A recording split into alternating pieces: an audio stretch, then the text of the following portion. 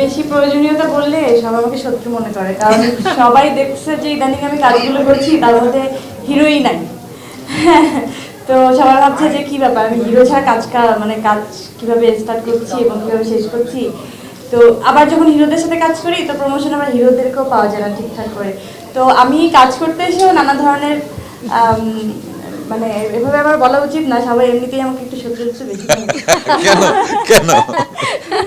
তারপর কেন জানি না, আমার মনে হয় যে আসলে কাজটাকে আমরা ফোকাস করি এবং সেটা হোক ওই যে এখন কি করবো, লেহেঙ্গা পরে এখানে নাচানাচি করলে তো আসলে হয় না। দিন শেষেই আমরা একটা বেঁচে থাকার মতো একটা কাজ চাই, একটা জায়গা চাই, সেখান থেকে ওই ক্যারেক্টারটা বেশি ইম্পর্টেন্ট, চরিত্রটা ইম্পর্টেন্ট। সেখানে যখন আপনি চরিত্রকে বেশি ফোকাস করতে যাবেন তো ওই নারী কেন্দ্রিক ব্যাপারটাই চলে আসে, কারণ তো আমি নারী। তো আমি ওই হয়েই কাজটা যখন করি তো আমার ভালো লাগে যে আমার এই টিমটার মধ্যে আমি প্রথমে ডিরেক্টর যখন মানে বললো যে একজন নারী ডিরেক্টর, আমি বললাম ঠিক আছে চলো, প্রথম ভাষাটা পাওয়া গেল। কেন পুরুষ হলে পরে করতে না?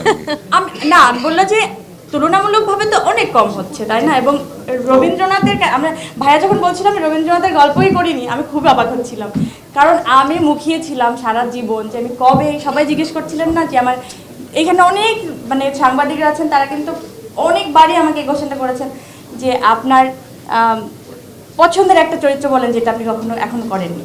তো আমি কিন্তু বলেইছি যে আমার রবীন্দ্রনাথের কোনো একটা সুন্দর একটা চরিত্র করার জন্য। তো আমার জীবনে এরকম একটা আকাঙ্ক্ষা ছিল যে কবে আমি চরিত্রটা করতে পারবো, সেখানে দেখছি ভাইয়াও করে নাই। শোনা হয়ে গেল। এই আত্মতৃপ্তিটা আসলে আমরা এই কাজটাকে একদম ঢেলে করতে চাই। দেখা যাক কতটুকু তৃপ্তি আমরা পাই এবং আপনাদেরকে দিতে পারি ইনশাআল্লাহ। আপনারা দোয়া করবেন, আমরা পুরোটাই যথাযথভাবে চেষ্টা করবো। অনেক কাজ আছে, আমি যাই শুটিংটা শেষ করে এসে বলে দিব না।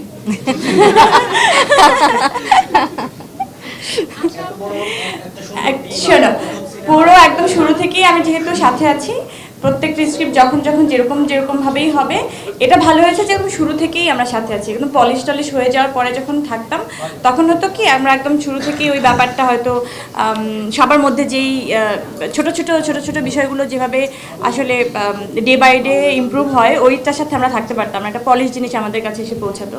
তো আমি খুবই হ্যাপি যে একদম শুরু থেকেই আমি আছি এটার সাথে। এটা আমার যতবারই মনে পড়ছে অথবা আপনারা মনে করে দিচ্ছেন, আমার যখনই ফিল হচ্ছে ভাই আমার পাশে, তখনই মনে হচ্ছে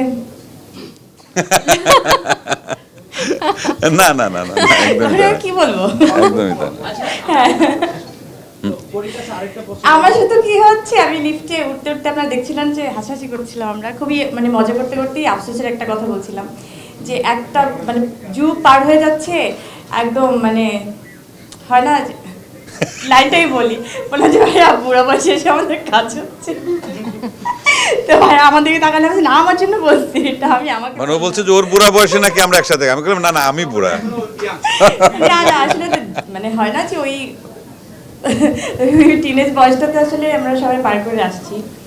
এখনো আমি যাই না মনের মধ্যে টিনেজ থাকলে কি হবে, আসলে আমরা খুব বয়সের মধ্যে দিয়ে যাচ্ছি, যেতে হচ্ছে, যাব। তো আমি জানি না, হয়তো এভাবেই লেখা ছিল আমাদের, এভাবে কাজ হবে, কিন্তু আমি চাই এই কাজটা অনেক ভালো হোক, অনেক বেস্ট হোক, সবাই অনেক পছন্দ করে। আরেকটা প্রশ্ন রাখবো, আপনি বলছিলেন যে এই চরিত্রটা করার জন্য এতদিন অপেক্ষায় ছিলেন, অবশেষে পেলেন চঞ্চল ভাইয়ের সাথে, নিজেকে কিভাবে তৈরি করছেন? এই যে বললাম পুরো টিমের সাথে আজকে যেভাবে এই যে আজকে থেকে যাত্রা শুরু হলো, আজকে থেকে যাত্রা শুরু হচ্ছে, আপনাদের সবাইকে সাক্ষী রেখে যাত্রাটা শুরু করতে আপনারা দোয়া করবেন আর স্ট্রংলি। হ্যাঁ, আপনারা দোয়া করবেন। তানিয়া সামনে আসো, সামনে আসো, হ্যাঁ ব্যাস।